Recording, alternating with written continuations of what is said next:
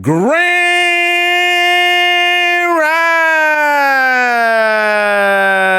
Rising, my friends. Hello again. Welcome, welcome. For those who rock with me, if you're new, Hujambo. Man, hopefully I didn't butcher that, but get through all the disclaimers. I butcher words. I'm not your advisor. We just here for entertainment purposes to understand and look at potentially the different histories of this planet, mysteries that are unsolved or not even unsolved, it's been hidden from us. But those mysteries of the universe, the histories of the planet and of the universe in a way, in a sense. I'll get into a little bit of a ramble, but let's look here at the markets. Doing a little bit better today. It was Ethereum is doing well. The ETH being burned has been incredible. I'll probably pull that up tomorrow. I'll have the ETH burn site up so we can look at that. And for those who don't know what that means, that a month, almost a month now. Ethereum had an upgrade to its protocol, which started to destroy some of the Ethereum in every transaction. So every time someone creates an NFT, sells an NFT, an exchange is done via smart contract in a DEX, decentralized exchange. All of these transactions in Ethereum cause small portions of Ethereum to be destroyed forever. And so Ethereum, doesn't have a cap. It theoretically, unlike Bitcoin, doesn't have a set number that it caps at. And this causes deflation with Ethereum. So Bitcoin, the way it's designed is that it's deflationary in the sense that you can't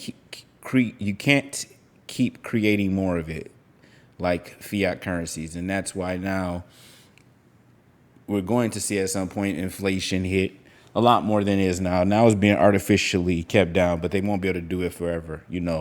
Mathematics and the numbers work to their way.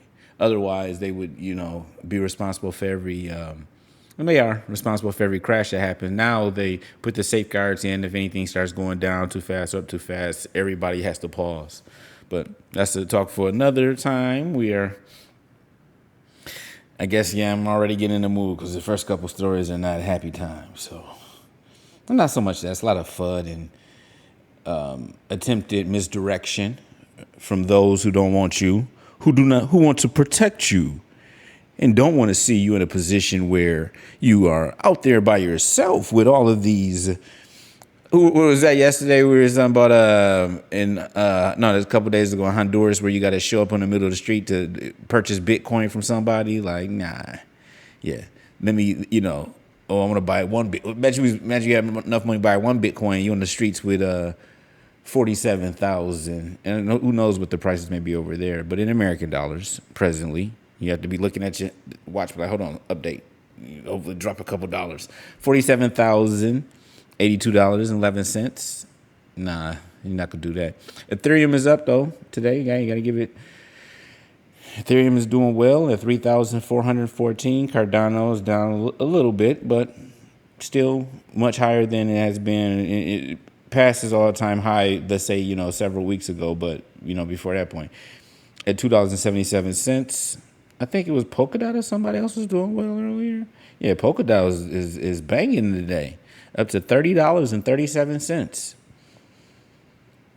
Binance, $463.75. Binance getting back close to 500. It was in the 600s near its high. So the market is still doing well. The cap is still above 2 trillion. It sounds insane to say. I mean, Solana is just wow. When did I start talking about that? Last week? Boy, you'd have been up 50% off that. Uniswap. Uniswap doing well today. $30. $29.63. Cosmos and Tezos have been just going nuts the past couple of days. What are they doing? Cosmos, $22.93. I believe it was up really high this earlier than it came down some. Tezos at 517. It's retracing somewhat. Its highs were in the $6. Not the highs were in the $8 range of all time. But this present movement in the cycle.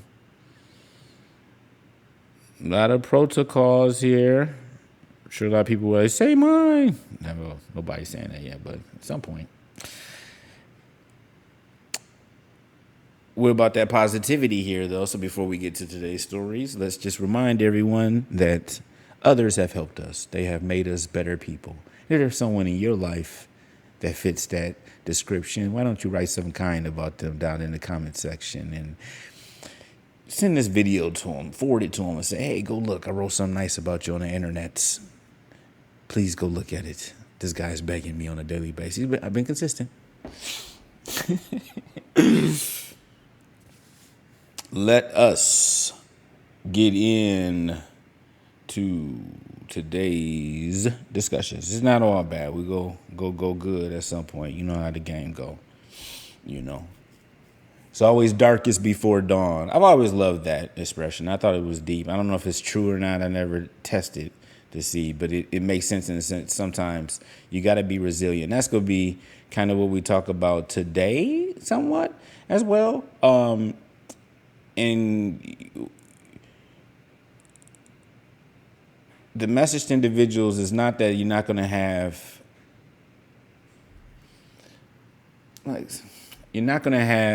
everything is not going to go your way. There's going to be times where you're frustrated, disappointed, and in those times, you have a decision. We'll talk about it as we get to it. Let me stay where we're at. Massive protests erupt in El Salvador against Bitcoin as legal tender. El Salvador is less than 2 weeks away from making the cryptocurrency Bitcoin one of its official currencies, the other being the U.S. dollar. So, I mean, we didn't have no problems with another country doing that, did we? This unprecedented move will make El Salvador, us being United States, but like I make any decision in that, will make El Salvador the first country in the world to use, even though your vote does matter, to use the cryptocurrency as a national currency. And while some people are excited, many are expressing outrage. Blah, blah, blah. Then going to some of it talking about the president and he's trying to reduce remittance fees for El Salvadorians who are transferring money in and out of the country.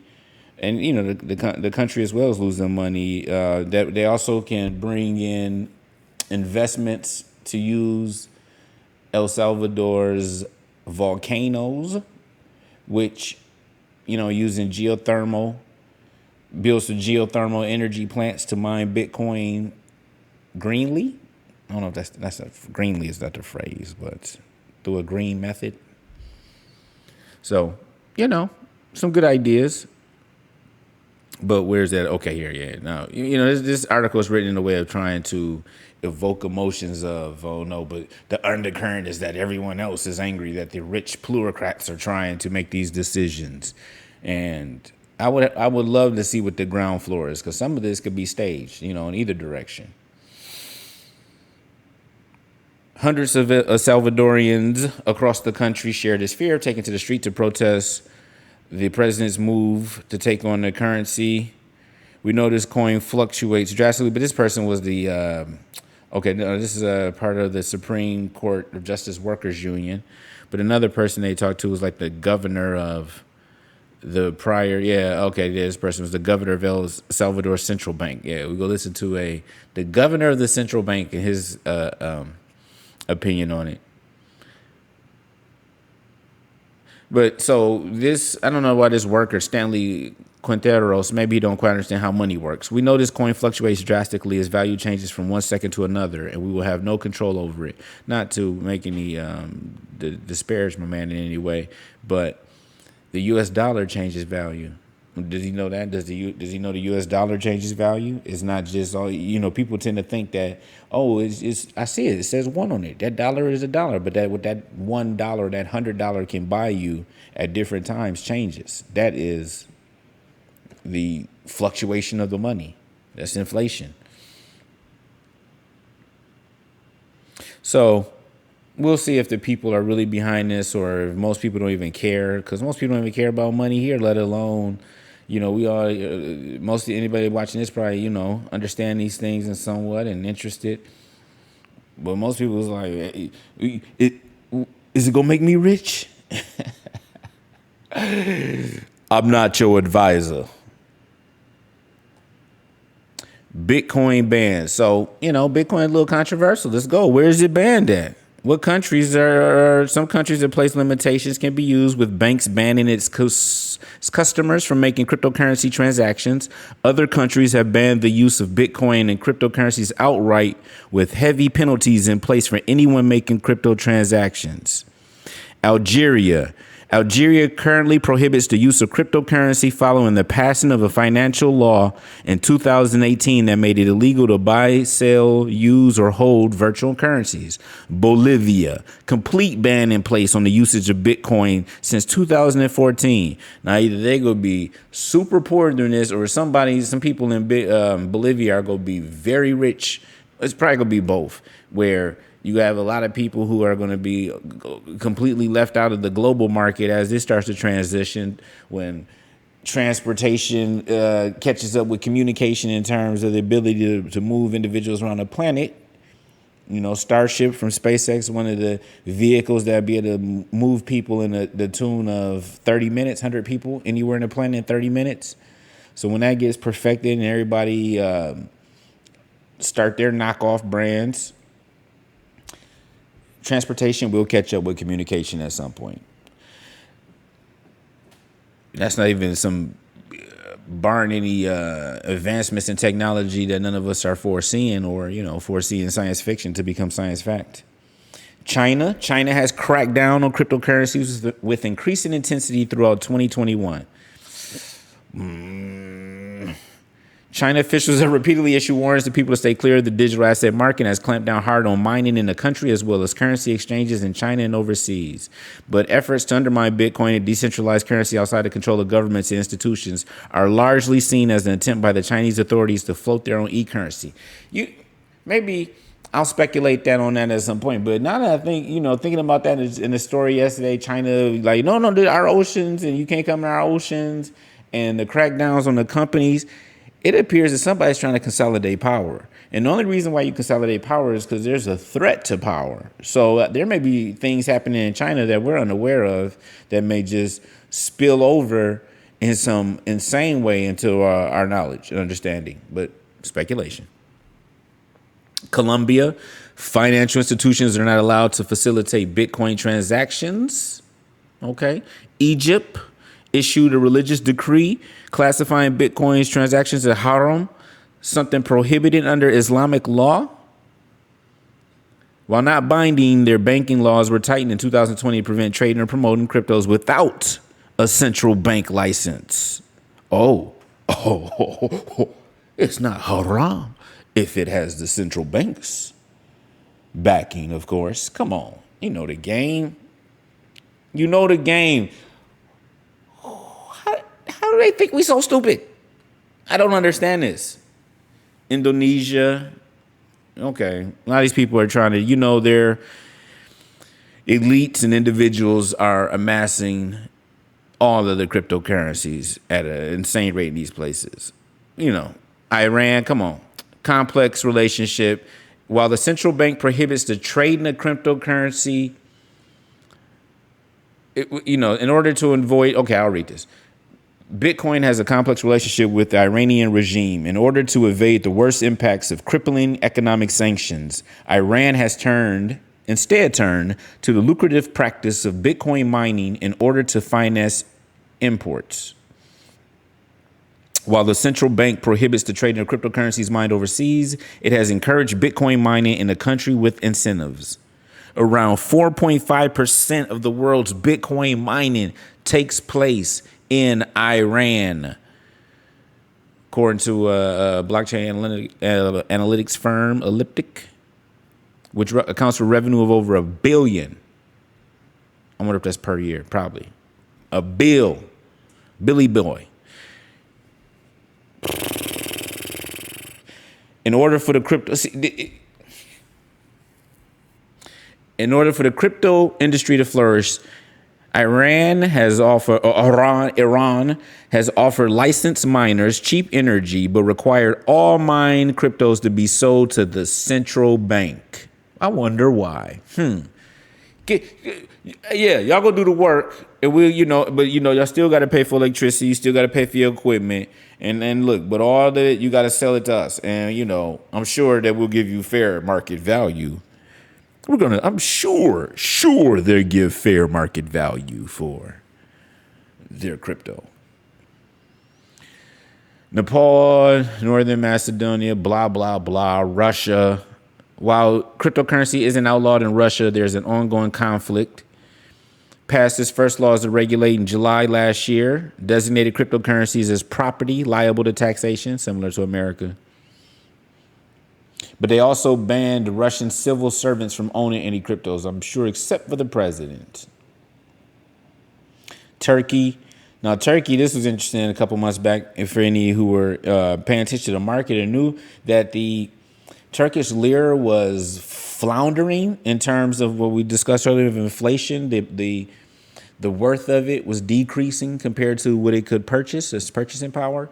And I'm talking to y'all like y'all, it is purchasing power. It couldn't buy as much with the same amount of money. Yeah? And they saw that a lot of people started to throw their money into the Bitcoin, and they went nuts. On April 16th, this is you can tell, not the American way. April 16th, 2021, the Central Bank of Republic of Turkey issued a regulation banning the use of cryptocurrencies, including Bitcoin, directly or indirectly to pay for goods and services. The following day, the president, Erdogan, went further and issued a decree that crypto exchanges to a list of firms subject to, issued a decree that added crypto exchanges to a list of firms subject to anti-money laundering and terrorist financing rules. I don't mind any of that. But at one point, blah, blah, blah, blah, blah. Yeah, they tried to ban crypto, and they went even crazier for a while in terms of how much money was flowing to it. Vietnam, did not know Vietnam was on that garbage. But, hey. Vietnam is on that garbage. However, the government does not ban Bitcoin trade holding as assets. Is illegal as a means of payment or subject to fines. The issuance, supply, or use are legal means of payment. So you can't earn money in crypto in Vietnam, but you can buy and hodl. Oh my God, it's on the second story and I'm blabbering. Let's speed this up. Treasury wants crypto reporting rules and 3.5 trillion reconciliation bill. So Treasury is going to try to add, Treasury, well, they're adding their part or had asked to add to the bill that is coming for the 3.5 budget reconciliation package. The administration is hoping to add to the filibuster-proof package requirements that cryptocurrency businesses report information on foreign account holders so that the U.S. can share information with global trading partners. So the long and short of it is this. They're adding some language in there that says, hey, anybody who is dealing with you out of country to Kraken, Gemini, Coinbase, Binance US, anybody operating in the United States, they have to report all their outside clientele and the information. So that's going to be how much they bought, how much they sold. It's going to be a lot of information. And they want to add that so that they can get that information from other countries. Because other countries have that information about Americans that are not quite as sharing with the American authorities, the American, people who are buying and doing things with cryptos overseas. And that's even assuming if these places even have the ability to know who is behind each wallet. Because, you have to identify a person with that wallet to figure out who the person is. You don't automatically come with a name and an address. Not yet, at least. Hopefully, never. But unless it's designed as such, then that may be a different protocol. Some chain protocol cryptocurrency projects are looking at real ID and how to verify you on the block. Okay. This is why I'm already almost at 20 minutes and we are halfway through. I will speed this up.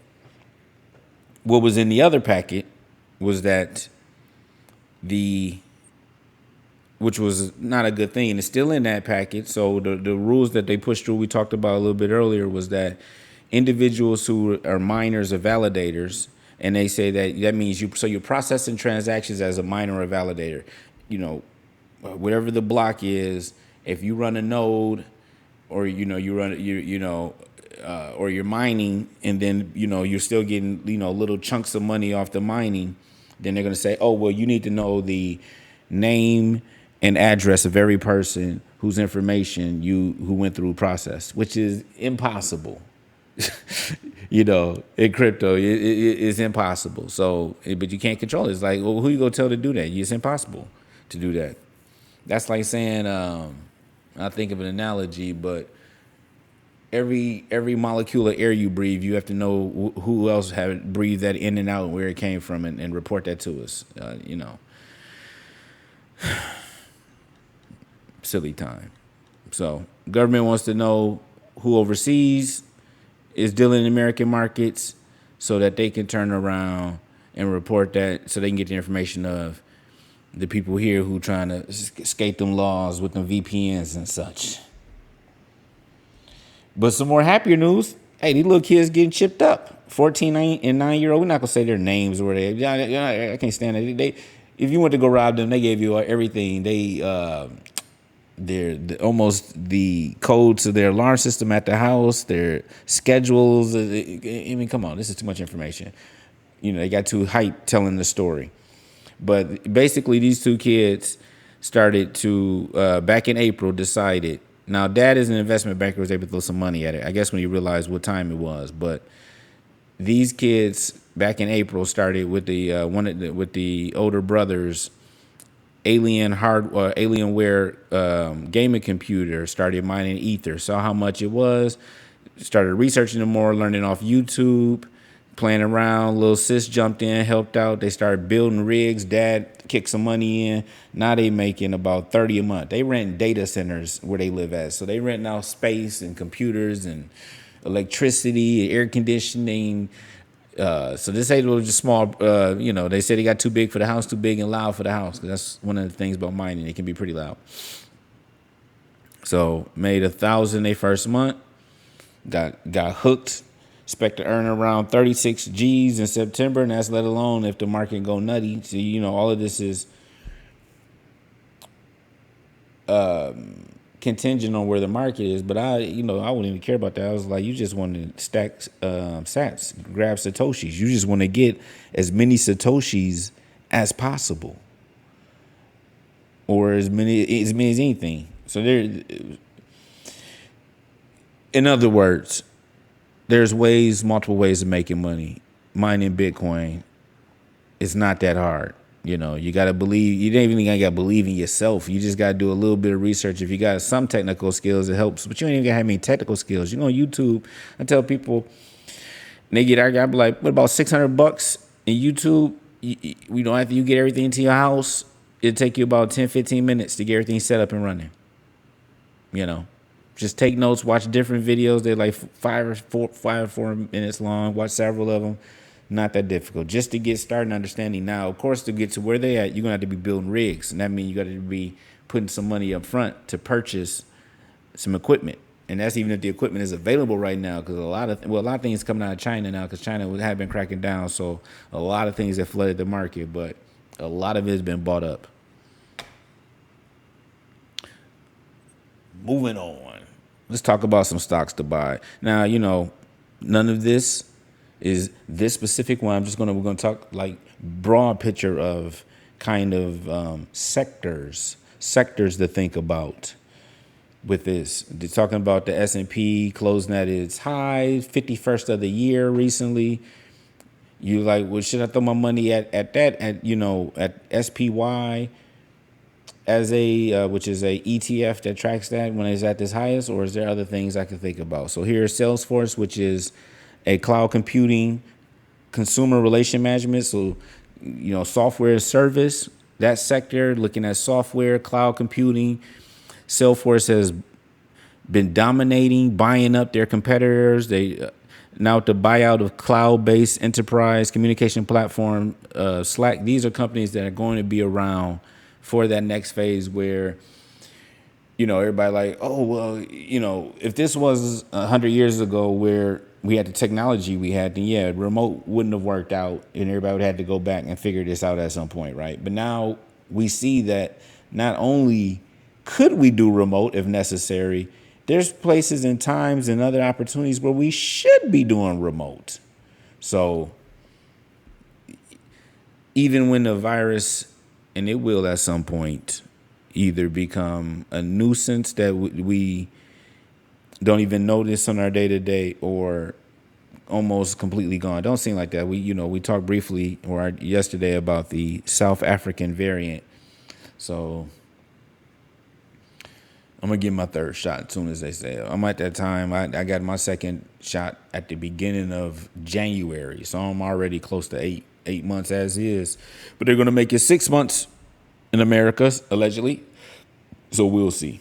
And even now they say in Israel, and I've been able to predict what was going to happen in America. I've been watching Israel because they very quickly got a lot of the Pfizer doses, very quickly vaccinated a lot of their population, very quickly had caused the virus to scale down dramatically, And then they started having a lot of infections with the Delta wave. But they now say that fully vaccinated in Israel is 3 injections from the Pfizer. Probably Moderna as well. And probably now be 2 from the Johnson & Johnson. But working out on the timing of it. And there's some fascinating data on mixing and matching the different vaccines or the timing of them. Or if you have been exposed and infected with COVID and then get vaccinated, I knew the data was going to mature and evolve over time. So a lot of people were like, oh, they need to, well, how could it change? Like, because that's reality. As you're collecting more information, you see observations that were not there initially. And only those who find themselves stuck in life and in rigid positions don't say, okay, you gotta flow with the change in information. As long as the information is unrefutable, you go with that. You don't sit there and get mad because information changes as you get more data. That's kind of life. That's kind of we all grow. Anyway, speaking of healthcare, Bristol Myers Squibb, one of the more, I was going to say in my head, like older pharmaceutical companies, but, kind of more common name, but it's value stock. This is someone you can just, if it's down, you buy shares. If you see it's down, you just buy shares, because over time with its dividends, it's going to make you money through compound. Gold, precious metals, always as a hedge, cryptocurrencies to think about when you thinking and looking at places to pick stock, what companies are doing good in these. Say, oh, you know what? I'm thinking software may start booming. Let me go look at the companies that are doing well in software. Or right now, I think we're going to go back to, I'm just speaking hypothetically and theoretically, that, somebody saying it in their head, talking to themselves like, oh, I see that it appears to be a more health focused thing. It's going to be a lot of the big companies. Johnson & Johnson's too expensive. What else out there? Bristol Myers Squibb. Kirkland Lake Gold for, if you see, I need a hedge against, I see that rising inflation. I don't even know what I refer to myself as. I don't refer myself to anything. I was about to say it's myself in the third person, like you talking about me. But I was like, I don't even refer myself as anything.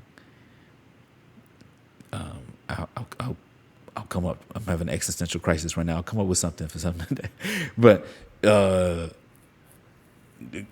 one dude on the internet who was saying that inflation was coming, and I want to have several hedges against the potentiality of that.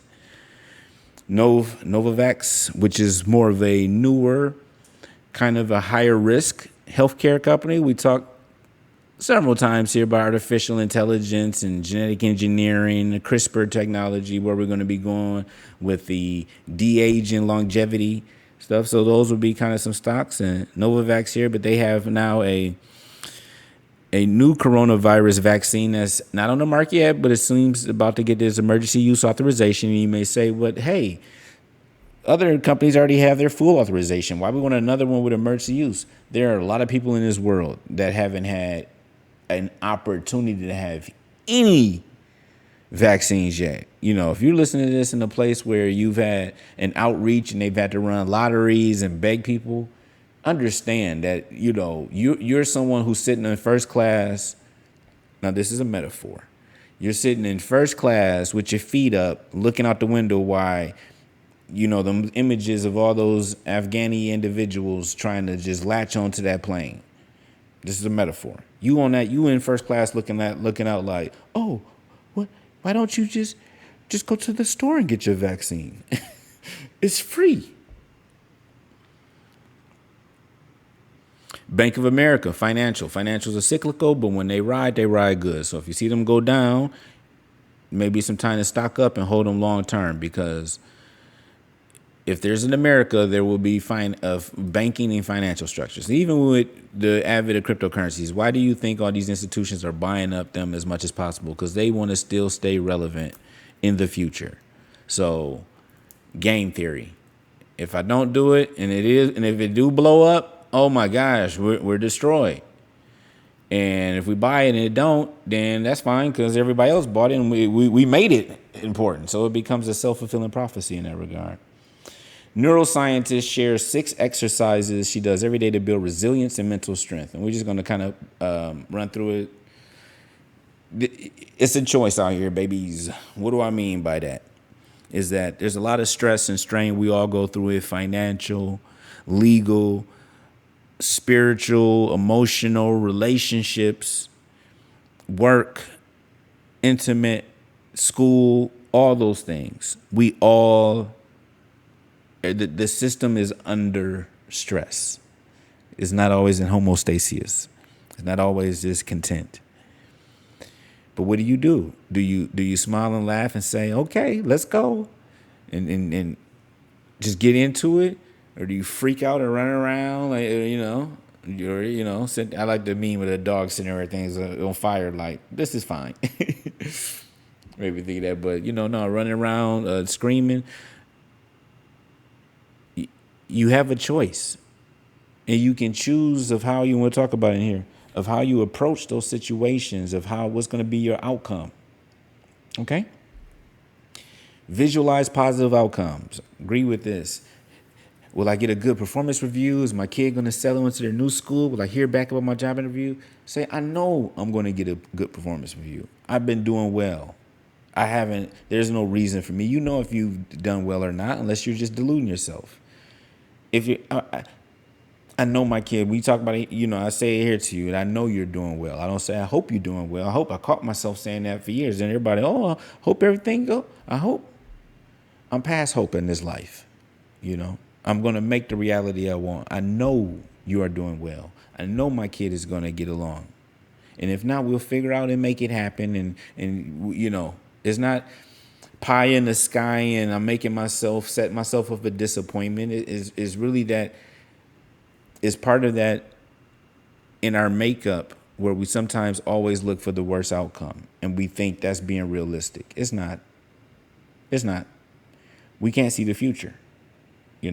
I tell people, you can't see the future. You don't know what's going to happen, but your intention can, if everything that happens, if your kid's going to do well in school, not do well in school, is a coin flip 50-50, my intention on them doing well, which gets them to have that intention of them doing well, now makes that 51-49.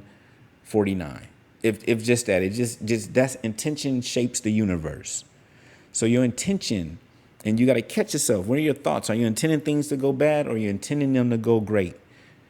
And catch yourself and say, you know what? I deserve for them to be great. Turning anxiety into progress. Anxiety is the same physiologic feeling as excitement. Is how you appraise those feelings. So when you feel that feeling is, I'm excited about something, or I'm afraid of this. And you learn to same way you learn to switch your thoughts to positive, you learn to switch your sense from fear and uncertainty to excitement and confidence. And that's kind of a bit of it is trickery. Hypnosis works really fast and well for this. If you can learn to self-hypnose yourself well, most people have to do this over time. We'll talk at some point about meditation, centering oneself to help turn your mind into this. And anyone can accomplish this. Not anyone. Look, I work with some individuals who have severe special needs, and they don't have the capacity for some of the things I'm saying. That's not mean to say it's you have to be realistic in your appraisal, but for the vast majority of individuals, they have these capacities. And you teach them at a young age to people. Anger could block your attention, or it could fuel and motivate you. Fear can trigger memories of failure. It can make you more careful in your decisions. Sadness can flatten out your emotions, or it can help you reprioritize and motivate you.